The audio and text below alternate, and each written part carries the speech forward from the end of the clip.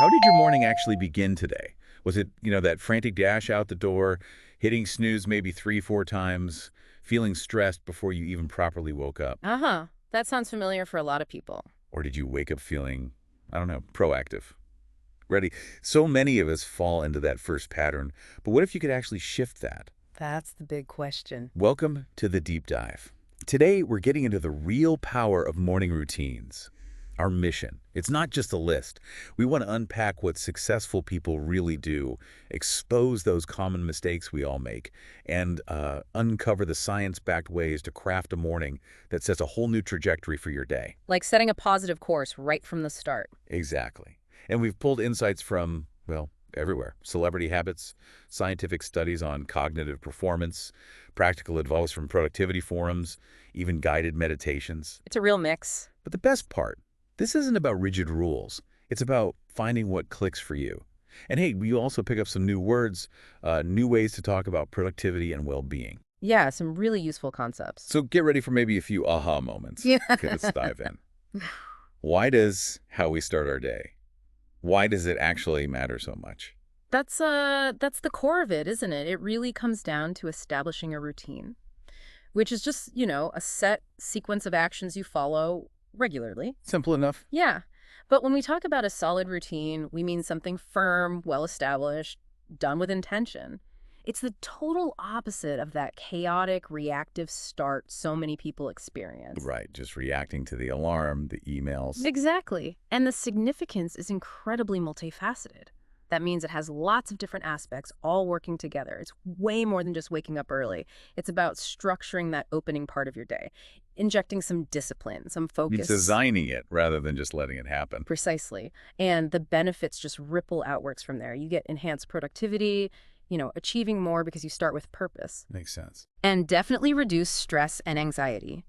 A good routine can genuinely alleviate or lessen that morning chaos, makes things feel calmer, more manageable. Yeah, I can see that. It also helps in fostering healthy habits, and it gives you this immediate sense of achievement, like right away. A quick win. A quick win. But it goes deeper, too. It builds emotional resilience. That's your ability to cope with challenges, to bounce back. Yeah. And it contributes massively to overall psychological well-being, your mental, your emotional health. It leaves you feeling more grounded, Yeah. stable, connected, ready. Wow. So it's not just about getting more done, it's about feeling better, more stable overall. But, Yeah. okay, this is where it gets really interesting for me, and probably for a lot of listeners. Uh-huh. We often unintentionally sabotage our own mornings, like actively work against ourselves without realizing it. Mhm. What are those common mistakes? Mhm. And crucially, how do we fix them?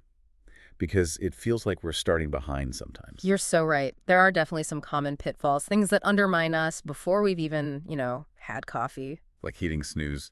Yeah. I am so guilty of this. The snooze button, it feels like a friend, doesn't it? But it actually fragments your sleep. Those extra 9 minutes, they aren't long enough for restorative sleep. Restorative, meaning? Meaning the deep, healing sleep your body and brain actually need. Snoozing just leaves you feeling groggier, more disoriented. It's like you're teaching your brain to stay half asleep. Ugh, yes. Yeah. That groggy feeling is the worst. It really is. The tip. It sounds simple, but it works. People like Jerry Seinfeld, tons of folks on Reddit swear by it. Put your alarm across the room. So you have to get up. You have to physically stand up. It forces that first little bit of willpower. Okay. What else are we doing wrong? Next up, jumping straight on your phone, checking emails, social media, news. First thing. Guilty again? It's almost automatic. It is for so many. But it can be highly anxiety-inducing. You're letting the outside world dictate your mood immediately. It's a massive distraction. Pulls you out of yourself. Completely. Instead, try to prioritize self-care. And that just means practices to improve your own health, your happiness. Take that time for meditation, maybe reading a physical book, or just, enjoying tea without a screen. Easier said than done sometimes, but I see the point. What's next? Not organizing the night before. This leads straight to a chaotic morning. Rushed, stressed, prone to fatigue. Because you're making decisions on the fly. Exactly. You're draining mental energy before the day's even started. It causes decision fatigue. That's the idea that the quality of your decisions gets worse the more decisions you have to make. Okay. So save your brain power. Yes. The fix is simple. 5 minutes the night before for adequate prep, enough prep. Pack your lunch, lay out your clothes, make a quick to-do list. Like Kenneth Chenault, the former Amex CEO, didn't he just write down 3 goals? That's the one. It reduces decision fatigue, preserves your willpower, and leads to greater mental clarity. It's about preserving resources. Okay, that makes a lot of sense. What about smaller things? Does, like, making your bed actually matter? It seems small, doesn't it? But not making your bed means you miss out on a super quick accomplishment. Tim Ferriss talks about this. Just tidying the duvet, arranging the pillows, it gives you an immediate sense of order, of control. An easy win to start the day. Exactly. Another big one, not hydrating. Think about it. You've gone hours without water. True. Your body needs it. Drinking water first thing helps digestion, boosts your metabolism. It can leave you feeling genuinely revitalized, more energetic, more alive. So water before coffee. Definitely keep a glass by your bed. Drink it right when you wake up. Research shows hydration massively improves cognitive performance, how well your brain works all day long. Okay, water. Got it. Any others? Yeah, a couple more quick ones. Keeping your blinds closed. Natural light is crucial. It signals your body to stop making melatonin, to wake up. It influences your circadian rhythms. Our internal clocks. Exactly. There's natural internal processes regulating sleep and wakefulness. Hmm. So open those blinds right away. Yeah. Or even leave them partly open. Let the light in. Let the light in. And finally, not waking up at the same time every day, even weekends. Oh, weekends too? Yeah, inconsistency messes with your body's natural rhythm. You feel constantly out of sync. Try to keep your wake-up time consistent, or at least within a small window. Wow. Okay, so we're basically setting ourselves up for failure with some of these habits. Yeah. But if we manage to avoid those pitfalls, what positive things should we be doing? It sounds like successful people have common threads. I know people like Dwayne "The Rock" Johnson, Damon John, they start with exercise. Kevin Cruz, Jack Dorsey too. Morning movement seems big. That's the perfect place to start building, because once you clear away those mistakes, you create space for positive action. And you're right, personalization is key, tailoring it to you. And consistency, what works for The Rock might not work for you, right? Right. But movement? That's huge. Moderate to vigorous activity, even just a brisk walk, maybe dancing in your kitchen. It doesn't just wake you up physically, it boosts cognitive performance, including memory, all day long. All day, from a morning walk. All day. And it can lift your mood for up to 24 hours. Scientifically, it gets more blood flowing to the brain, stimulates neurotransmitters like norepinephrine and dopamine. It's like a chemical foundation for better focus and a positive outlook. So it's brain fuel. Absolutely. And the flip side is true, too. More time spent being sedentary, just sitting around, is linked to worse memory the next day. Okay, motivation to move. Yeah. And hydration. We know not to skip it, but how do we level it up? Right. So beyond just not being dehydrated, really embrace it. Aim for maybe a liter of water within, say, 45 minutes of waking. A whole liter. It sounds like a lot, but it provides real sustained energy, helps combat dehydration properly, prevents those jitters or the midday crash. It actually lets you comfortably delay caffeine for 90 to 120 minutes. Oh, interesting. Why delay caffeine? It aligns better with your body's natural cortisol rhythm. You avoid overriding that natural wake-up signal and get a better effect from the caffeine later on. Huh. Okay, so physical foundation sorted. What about the mental side? Tony Robbins has his priming meditation. Jeff Weiner at LinkedIn meditates. Shonda Rhimes uses silence for journaling. What's the real benefit there beyond just feeling calm for a few minutes? Great examples. These fall under mindfulness and reflection. To meditate is basically to focus your mind, often for relaxation. Mindfulness is being aware of the present moment without judging it. Okay. Setting intentions, your aims for the day, that fosters an optimistic mindset. It builds accountability to yourself. Like deciding how you want the day to go. Exactly.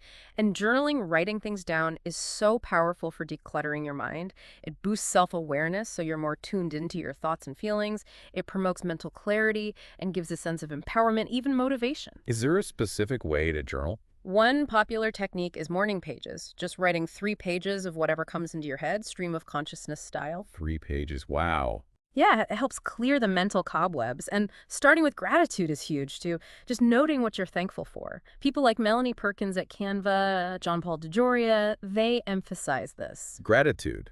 Simple, but sounds powerful. Okay, mindset, check. What about actually getting stuff done? Barbara Corcoran, Kevin O'Leary, they prioritize their to-do lists first thing. Right. That brings us to strategic planning. The act of prioritizing, deciding what's most important, is critical. And a really effective strategy is eat the frog.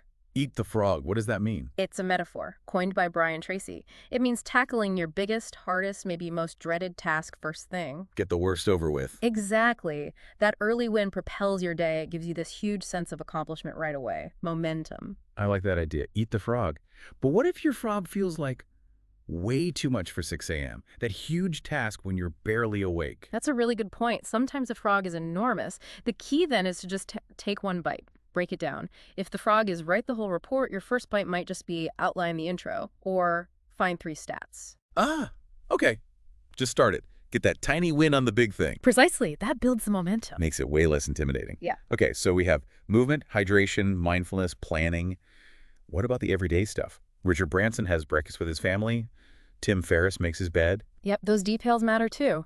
A nutritious breakfast contributes to a robust, strong, and healthy morning. Tidying your space, like making the bed, it all adds up. These things create a solid foundation for optimal performance and overall well-being. Every little win builds on the last. Okay, this is fantastic. We've got pitfalls to avoid, positive habits to build, even new words like decision fatigue and circadian rhythms to understand why this stuff works. But how do we actually make it stick? Especially if life is messy, varied work hours, kids, things you can't predict. How do you maintain a routine then? That really is the million-dollar question, isn't it? Because life does happen. Sticking to it takes commitment, absolutely, Yep. and discipline. But there are strategies to make it easier, more sustainable, even with those curveballs. Okay, please share. First, break it down. Don't try to change everything overnight. That's just setting yourself up for failure. Pick 1 or 2 concrete, manageable things. Instead of perfect morning, maybe just drink water, stretch 5 minutes, small steps. Keep it simple. Keep it simple. Then, monitoring. Tracking it daily. A simple check mark on a calendar works wonders. Like that don't break the chain idea. It boosts self-control, gives you Yeah. visual proof. Yeah, that makes sense. Seeing the streak. Exactly. And crucially, use self-knowledge. Know yourself. Are you a morning person, a night owl? Understand your ultradian rhythms, those natural energy peaks and dips through the day, and find your biological prime time when you're naturally most focused. But don't force a 5 a.m. wake up if you're naturally productive later. Right. Look at Oprah or Sundar Pichai at Google. They aren't super early birds. The goal isn't just being early, it's being effective when you are up. And ask yourself, do you actually care about this part of the routine? If it feels like a chore you should do, not something you want to do, it's much harder to maintain. Working with your nature, not against it. I like that.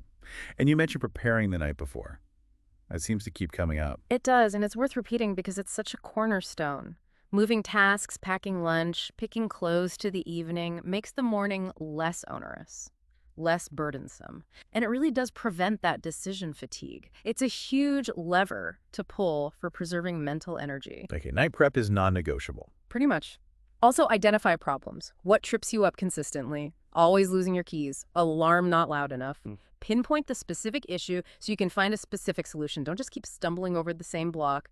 Troubleshoot it. Be specific about the fix. Be specific. And finally, add joy. Put something in your routine you genuinely look forward to. Gretchen Rubin suggests singing. Or maybe spending time with a pet that gives built-in motivation, a reason to get up and moving. Find something fun. Find something fun. And look, acknowledge life's rush hour phases. Some periods are just harder, less predictable. Perfection isn't the goal. Intentionality and being flexible within that intention, that's what counts. That's really helpful. So we've covered the transformative impacts of morning routines, tackled mistakes, adopted success habits, figured out how to stick with it. You've got new tools, new words from circadian rhythms to eating the frog. Hopefully some useful takeaways. Definitely. Now, thinking about your own mornings listening to this, what's one small intentional change you could make tomorrow? Maybe using one of these new ideas or just a tiny tip we shared. How can you win the morning and set that optimistic mindset for the whole day? Remember, it isn't about perfection. It's about that positive ripple effect for your day and ultimately for your overall well-being. One small step. Just one small step. We really encourage you to try just 1 or 2 of these tips this week. And hey, we'd love to hear how it goes for you.